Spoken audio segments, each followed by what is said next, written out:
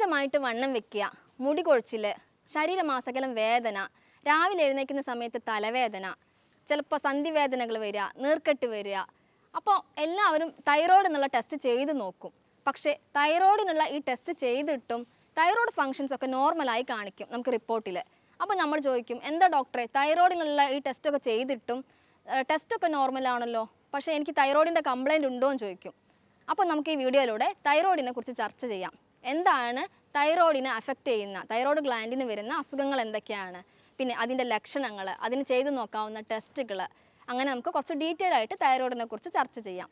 ഞാൻ doctor Anisha Dharmaraj, Q1B health കെയറിലെ homeopathy consultant ആയിട്ട് വർക്ക് ചെയ്യുന്നു.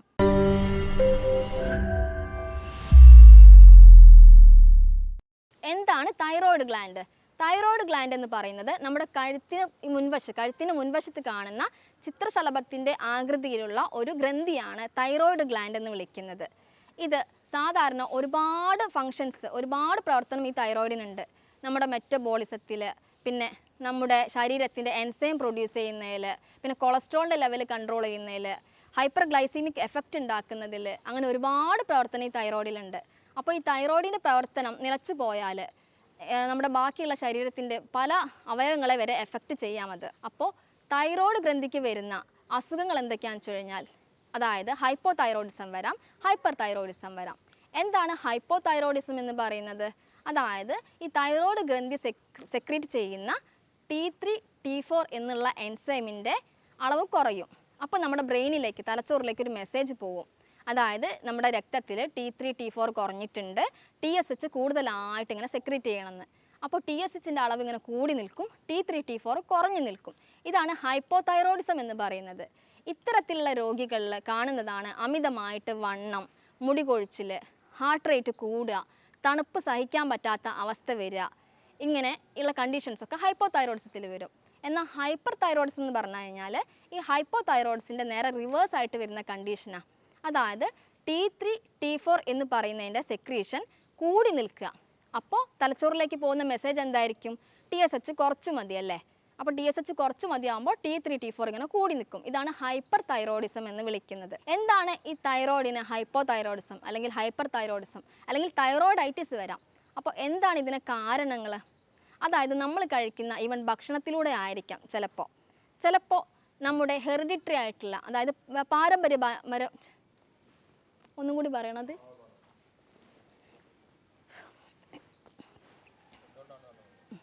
എന്തുകൊണ്ടാണ് തൈറോയിഡിന് ഇങ്ങനെ ഹൈപ്പോ തൈറോയിഡിസം അല്ലെങ്കിൽ ഹൈപ്പർ തൈറോയിഡിസം അല്ലെങ്കിൽ തൈറോയിഡൈറ്റിസ് എന്നുള്ള പോലെ അവസ്ഥകൾ വരുന്നത്?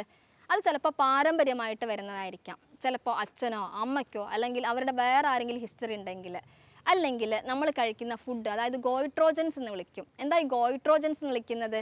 അതായത് ഈ ഒരുപാട് എമൗണ്ട് തൈറോയ്ഡ് ഹോർമോൺസിനെ പ്രൊഡ്യൂസ് ചെയ്യാൻ കഴിയുന്ന കുറച്ച് ഫുഡ് ഐറ്റംസ് ഉണ്ട്. അതിനെയാണ് നമ്മൾ ഗോയിട്രോജൻസ് എന്ന് വിളിക്കുക. അങ്ങനെയുള്ള ഫുഡ് കഴിക്കുമ്പോഴും നമുക്ക് തൈറോയിഡിന് പ്രശ്നങ്ങൾ വരാം. അല്ലെങ്കിൽ ചിലപ്പോൾ ചില ഇൻഫെക്ഷൻസ്, അല്ലെങ്കിൽ ഓട്ടോ ഇമ്മ്യൂൺ ഡിസീസ്. എന്താ ഓട്ടോ ഇമ്മ്യൂൺ ഡിസീസ് എന്ന് വിളിക്കുന്നത്? നമ്മുടെ ശരീരത്തിലെ കോശങ്ങൾ തെറ്റിദ്ധരിക്കപ്പെട്ടിട്ട് നമ്മുടെ കോശങ്ങളെ തന്നെ നശിപ്പിച്ച് കളയും. ഇതിനെയാണ് നമ്മൾ ഓട്ടോ ഇമ്മ്യൂൺ ഡിസീസ് എന്ന് വിളിക്കുന്നത്. ഇങ്ങനെ ഒരു കണ്ടീഷൻ വരുമ്പോൾ തൈറോയിഡിന് Hashimoto's thyroidism, Hashimoto's hypothyroidism എന്ന് വിളിക്കും. ഗ്രേവ്സ് ഡിസീസ് അല്ലെങ്കിൽ ഹൈപ്പർ തൈറോയിഡിസം എന്നുള്ള അവസ്ഥയും വരാം. ഈ രണ്ട് അവസ്ഥയിലും വരുന്നത് ഓട്ടോ ഇമ്മ്യൂൺ ആയിട്ട്, അതായത് സെൽസ് തന്നെ നമ്മുടെ സെൽസിനെ നശിപ്പിച്ച് കളയുന്ന ഒരു അവസ്ഥയാണ് വരുന്നത്. ഈ രണ്ട് കണ്ടീഷനും ഹൈപ്പോ തൈറോയിഡിസത്തിലും ഹൈപ്പർ തൈറോയിഡിസം എന്നുള്ള കണ്ടീഷനിലും വരാം. ഈ ഹഷിമോട്ടോസ് തൈറോയിഡൈറ്റിസ് അല്ലെങ്കിൽ ഹൈപ്പോ തൈറോയിഡിസം എന്തുകൊണ്ടാണ് ഉണ്ടാവുന്നത്? അവിടെ ഈ സെൽസിന് ഡിസ്ട്രക്ഷൻ സംഭവിക്കുന്നത്, അതായത് സെൽസിനെ നശിപ്പിച്ച് കളയുന്ന സമയത്ത് T3, T4 കുറയും. അപ്പോൾ TSH കൂടി നിൽക്കണം.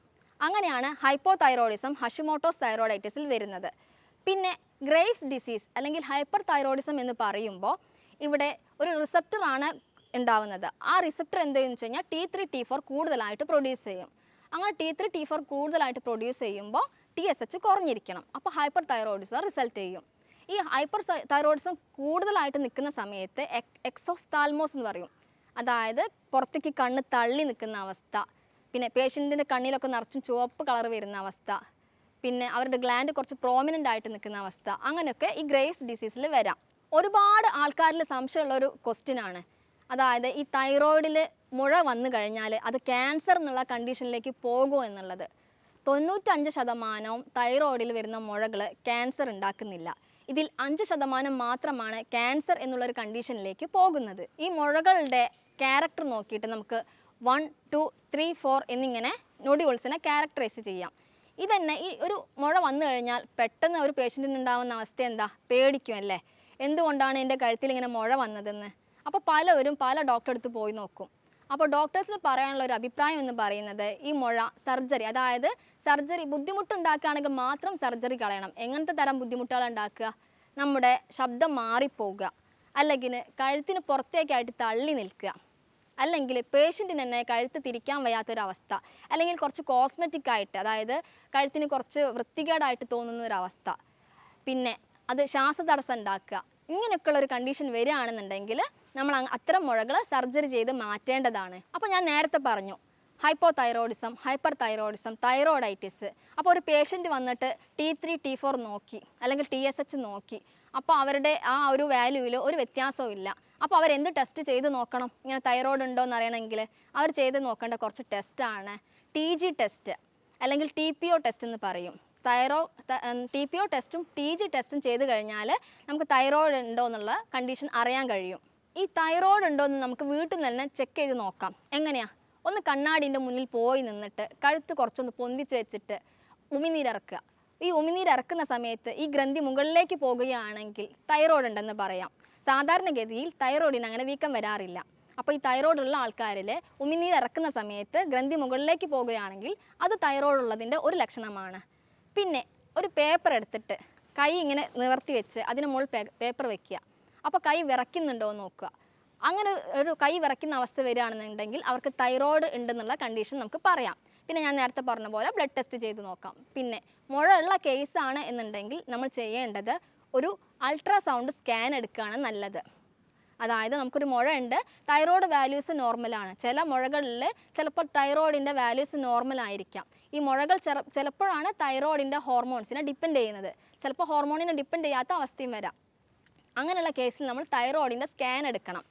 പിന്നെ ചെയ്യേണ്ട ഒരു ടെസ്റ്റാണ് FNAC എന്ന് പറയും.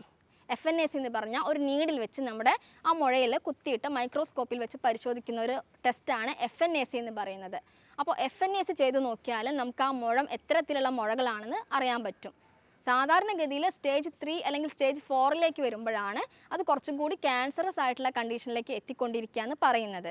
അപ്പോൾ ഇങ്ങനെയുള്ള മുഴകൾ സർജറി ചെയ്ത് മാറ്റിക്കഴിഞ്ഞാൽ അതുകൊണ്ടുള്ള പ്രശ്നങ്ങൾ ഉണ്ടാവുന്നില്ല. ഈ തൈറോയ്ഡ് ഹോർമോൺ എന്ന് പറയുന്നത് ഞാൻ നേരത്തെ പറഞ്ഞു, നമ്മുടെ ശരീരത്തിൽ ഒരുപാട് മെറ്റബോളിസം ഉണ്ട്. A to Z മെറ്റബോളിസം നടത്തുന്നത്, അതായത് രാസപ്രവർത്തനം നടത്തുന്നത് ഈ തൈറോയിഡാണ്. എന്താണ് മെറ്റബോളിസം എന്ന് പറഞ്ഞു കഴിഞ്ഞാൽ, അതായത് നമ്മുടെ ശരീരത്തിൽ, അതായത് ഇപ്പോൾ ഒരാൾ മെലിഞ്ഞിരിക്കുക എന്ന് പറഞ്ഞു കഴിഞ്ഞാൽ അയാളിൽ ഒരുപാട് രാസപ്രവർത്തനം നടക്കുന്നുണ്ടെന്നാണ് അർത്ഥം. തടിച്ചിരിക്കുന്ന ആൾക്കാരിൽ BMR, ബേസൽ മെറ്റബോളിക് റേറ്റ് കുറവായിരിക്കും. അവരിൽ രാസപ്രവർത്തനം നടക്കുന്നത് കുറവാണ്. അപ്പോൾ ഒരുപാട് മെറ്റബോളിസം നടത്തുന്നതിൽ ഈ തൈറോയിഡിന് പങ്കുണ്ട്. പിന്നെ കുട്ടികളുടെ കാര്യത്തിൽ പറയുകയാണെങ്കിൽ 12 ആഴ്ച വരെ, നമ്മുടെ ഗർഭസ്ഥ ശിശു ഇരിക്കുന്ന 12 ആഴ്ച വരെ അമ്മയിൽ നിന്നാണ് ഈ കുട്ടിക്ക് തൈറോയ്ഡ് ഹോർമോൺ കിട്ടിക്കൊണ്ടിരിക്കുന്നത്. ഒരു 5 to 6 മാസമാകുമ്പോഴാണ് ഒരു ഏകദേശം ഫങ്ഷനിങ്ങിലേക്ക് ആ കുട്ടിയുടെ തൈറോയ്ഡ് ഹോർമോൺ വരുന്നത്. അപ്പോൾ ഒരു പ്രഗ്നൻ്റ് ആയിരിക്കുന്ന സമയത്ത് തൈറോയ്ഡ് ഉണ്ടോ എന്നുള്ളത് നമ്മൾ ചെക്ക് ചെയ്യണം. ഈ തൈറോയ്ഡ് എന്ന് പറയുന്നത് ഈവൺ ഇൻഫെർട്ടിലിറ്റിക്ക് അല്ലെങ്കിൽ സെക്ഷൽ ആയിട്ടുള്ള ഒരു മടുപ്പിന് വരെ ഈ തൈറോയിഡിൻ്റെ ഹോർമോൺസ് കൂടി നിൽക്കുന്നത് കൊണ്ടോ കുറയുന്നതിനോ കാരണമായിരിക്കാം. അപ്പോൾ ഞാൻ നേരത്തെ പറഞ്ഞ പ്രഗ്നൻ്റ് ആയ ലേഡീസിൽ തൈറോയ്ഡ് കൂടുമ്പോൾ ഉള്ള പ്രശ്നം എന്താണെന്ന് വെച്ച് കഴിഞ്ഞാൽ ഇവരിൽ പ്രീ എക്ലാംസിയ, അതായത് ഈവൺ ചിലപ്പോൾ ഫിക്സ് വരിക എന്നുള്ള കണ്ടീഷനിലേക്കൊക്കെ പോവാം. അല്ലെങ്കിൽ കുട്ടി മെൻ്റലി റിട്ടയർഡ് ആവാമെന്ന് പറയും. അതായത് വളർച്ചക്കുറവ് വരിക, അല്ലെങ്കിൽ തല കുറച്ച് വലുതായിട്ട് വീർത്തിരിക്കുന്ന ഒരവസ്ഥ, ഇങ്ങനത്തെ അവസ്ഥയിലൊക്കെ തൈറോയ്ഡ് ഉണ്ടെങ്കിൽ വരും. അപ്പോൾ ഒരു പ്രഗ്നൻ്റ് ആയിട്ടുള്ള ഒരു അമ്മ എപ്പോഴും തൈറോയ്ഡ് ഫങ്ഷൻസ് നോർമൽ ആണോ എന്ന് ചെക്ക് ചെയ്യണം. സാധാരണഗതിയിൽ നമ്മുടെ തൈറോയിഡിൽ നിന്നുള്ള ഈ തൈറോയ്ഡ് ഹോർമോൺസ് രക്തത്തിലേക്ക് പ്രൊഡ്യൂസ് ചെയ്ത് കഴിഞ്ഞാൽ പിന്നെ ഈ തൈറോയ്ഡ് ഹോർമോൺസ് എന്ത് ചെയ്യുന്നു വെച്ച് കഴിഞ്ഞാൽ ലിവറിലുള്ള, അതായത് ലിവറിലേക്ക് പോയിട്ട് അവിടുന്ന് T4നെ T3 ആക്കി മാറ്റും. കുറച്ച് ശേഷിക്കുന്ന കുറച്ച് T3, T4 മാത്രമേ കുറച്ച് സെൽസ്, അതായത് കോശങ്ങളിൽ ഉപയോഗിക്കുന്നുള്ളൂ. എന്തിനാണ് കോശങ്ങളിൽ ഈ T3, T4 ഫ്രീ ഫോമിൽ വേണ്ടത്? അതായത് അവരുടെ മെറ്റബോളിസം നടത്താൻ, എനർജി യൂസ് ചെയ്യാൻ വേണ്ടിയിട്ടൊക്കെ ഈ T3, T4 ആവശ്യമാണ്. 0.02% ആണ് ഫ്രീ ആയിട്ട് T4 കാണുന്നത്. 0.5% T3 ഫ്രീ ആയിട്ട് കാണുന്നുണ്ട്, ഫ്രീ ഫോമിൽ കാണുന്നുണ്ട്. ബാക്കിയുള്ള ഈ T3, T4 എന്ന് പറയുന്നത് ലിവറിലെ കുറച്ച് പ്രോട്ടീൻസുമായിട്ട് ബൈൻഡ് ചെയ്ത് നിൽക്കുക ചെയ്യുന്നത്. ഇതുകൊണ്ടാണ് നമ്മൾ പറയുന്നത് നമ്മുടെ തൈറോയിഡും ലിവറും ഇൻറ്റസ്റ്റൈനും ഒക്കെ ബന്ധമുണ്ടെന്നുള്ള കാര്യം. അതായത് തൈറോയിഡിൽ നിന്ന് പ്രൊഡ്യൂസ് ചെയ്യുന്ന ഈ T3 T4 എന്ന് പറയുന്നത് അതിന് മാറ്റം സംഭവിക്കുന്നത് ലിവറിൽ പോയിട്ട് ഇൻറ്റസ്റ്റൈനിൽ പോയിട്ട് കിഡ്നിയിൽ പോയിട്ടൊക്കെയാണ്. അപ്പോൾ അതുകൊണ്ടാണ് തൈറോയിഡുള്ള ആൾക്കാരിൽ ഈ ഇൻറ്റസ്റ്റൈനിൽ അസുഖം വരിക അല്ലെങ്കിൽ നമ്മുടെ ലിവറിന് അസുഖം വരികയാണെങ്കിൽ തൈറോയിഡിനെ ബാധിക്കുമെന്ന് പറയുന്നത്.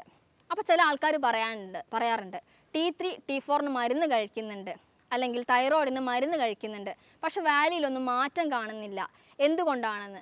അപ്പോൾ ചിലപ്പോൾ ഈ ഒരു കണ്ടീഷൻ കൊണ്ടായിരിക്കാം. അതായത് നമ്മുടെ ഇൻറ്റസ്റ്റൈൻ ആദ്യം ക്ലിയർ ചെയ്യണം. അതായത് ഇൻറ്റസ്റ്റൈനിൽ പ്രോപ്പറായിട്ടുള്ള ഡൈജഷൻ അല്ല നടക്കുന്നതെന്നുണ്ടെങ്കിൽ നമ്മുടെ തൈറോയിഡിൻ്റെ മെറ്റബോളിസം എഫക്റ്റ് ചെയ്യും. അതായത് ലാക്ടോസ് ഇൻടോളറൻസ് അല്ലെങ്കിൽ ഗ്ലൂട്ടൻ റെസിസ്റ്റൻസ് നടക്കുകയാണെങ്കിൽ, അതായത് ചിലപ്പോൾ ചപ്പാത്തി കഴിക്കുന്ന ആൾക്കാരിൽ ഈ ചപ്പാത്തി എന്ന് പറയുന്ന ഗ്ലൂട്ടൻ ചിലപ്പോൾ എന്തുണ്ടാക്കാം, ഒരു ഇൻഫ്ലമേഷൻ ഉണ്ടാക്കാം നമ്മുടെ ഗട്ടിൽ. അല്ലെങ്കിൽ ലാക്ടോസ് പാല് പറ്റാത്ത ആൾക്കാരിൽ ചിലപ്പോൾ അതിൻ്റെ കുറച്ച് ഇൻഫ്ലമേഷൻ അല്ലെങ്കിൽ അലർജി കണ്ടീഷൻ ഉണ്ടാക്കാം. ഇതുകൊണ്ടായിരിക്കാം ചിലപ്പോൾ ഈ തൈറോയ്ഡ് ഹോർമോൺസ് നോർമൽ ലെവലിലേക്ക് വരാത്തത്. ഈ ഫ്രീ T3 അല്ലെങ്കിൽ ഫ്രീ T4ൻ്റെ അളവ് കൂട്ടാൻ വേണ്ടി നമുക്ക് കഴിക്കാൻ പറ്റുന്ന ഒരു ബെസ്റ്റ് ഫുഡാണ് omega-3 ഫാറ്റി ആസിഡ് എന്ന് പറയുന്നത്. omega-3 ഫാറ്റി ആസിഡ് ഉള്ള ഭക്ഷണങ്ങൾ നമ്മൾ കൂടുതലായിട്ട് കഴിക്കുമ്പോൾ നമുക്ക് ഈ ഫ്രീ T3ൻ്റെയും ഫ്രീ T4ൻ്റെയും ഒരു കൗണ്ട് കൂട്ടാൻ കഴിയും. അങ്ങനത്തെ ഭക്ഷണങ്ങൾ എന്തൊക്കെയാണെന്ന് ചോദിക്കുമ്പോൾ മത്തി നല്ല ഭക്ഷണമാണ്. പിന്നെ പറയുന്നത് ചൂരമീൻ, ഇതിലൊക്കെ നന്നായിട്ട് omega-3 ഉണ്ട്. ഈ തൈറോയ്ഡുള്ള ആൾക്കാർ ഒഴിവാക്കേണ്ട കുറച്ച് ഭക്ഷണങ്ങളുണ്ട്. എന്തൊക്കെയാ? കാബേജ്, കോളിഫ്ലവർ, പിന്നെ സോയാബീൻസ് അടങ്ങിയ സോയാബീൻ്റെ ചങ്ക്സ് അല്ല, സോയാബീൻസ് കഴിക്കാൻ പാടില്ല. പിന്നെ അവർ സാൾട്ട് ഇൻടേക്ക് എന്ന് പറയുമ്പോൾ അയോഡിനൈസ്ഡ് ആയിട്ടുള്ള സാൾട്ട് എടുക്കുക. ഇപ്പോഴത്തെ നമ്മുടെ ഗവൺമെൻറ് ഇറക്കുന്ന സാൾട്ട് എന്ന് പറയുന്നത് അയോഡൈസ്ഡ് ആയിട്ടുള്ള സാൾട്ടാണ്. അപ്പോൾ ഭൂരിഭാഗം പേരിലും അങ്ങനത്തെ ഒരു പ്രശ്നം വരാറില്ല. അപ്പോൾ ഞാൻ ഈ പറഞ്ഞ ഭക്ഷണങ്ങളൊക്കെ ഒഴിവാക്കുക. കാബേജ്, കോളിഫ്ലവർ, സോയാബീൻ പോലുള്ള ഭക്ഷണങ്ങൾ ഒഴിവാക്കുക. പിന്നെ അയോഡൈസ്ഡ് ആയിട്ടുള്ള സാൾട്ട് ഉപയോഗിക്കുക. പിന്നെ കാൽഷ്യം കൂടുതലായിട്ടുള്ള ഭക്ഷണങ്ങൾ കഴിയുന്നതും ഒഴിവാക്കുക. കാൽഷ്യം ഒരു തരത്തിൽ ഗോയിട്രോജൻ ഉണ്ടാക്കുമെന്നാണ് പറയുന്നത്. അപ്പോൾ ഈ പറഞ്ഞ ലക്ഷണങ്ങളൊക്കെ കാണുകയാണെന്നുണ്ടെങ്കിൽ നമ്മൾ തൈറോയിഡിൻ്റെ ഫങ്ഷൻസ് ടെസ്റ്റുകളൊക്കെ ചെയ്ത് നോക്കുക. T3 T4 TSH മാത്രമല്ല തൈറോയിഡിൻ്റെ ഫങ്ഷൻ ടെസ്റ്റുകൾ, പകരം TG TPO free T3 free T4 എന്നീ ടെസ്റ്റുകളും കൂടി നമ്മൾ ചെയ്ത് നോക്കുക. മുഴകളുള്ള കേസാണെന്നുണ്ടെങ്കിൽ നമ്മളതിനെ അൾട്രാസൗണ്ട് സ്കാനിങ് അല്ലെങ്കിൽ ഒരു FNAS എടുക്കുന്നതായിരിക്കും നല്ലത്. ഈ പറഞ്ഞ കാര്യങ്ങളിലൊക്കെ എന്തെങ്കിലും ഡൗട്ട് ഉണ്ടെന്നുണ്ടെങ്കിൽ താഴെയുള്ള നമ്പറിൽ കോൺടാക്റ്റ് ചെയ്യാം. മറ്റൊരു ഹെൽത്ത് ടോപ്പിക്കുമായി അടുത്ത വീഡിയോയിൽ കാണാം. Thank you.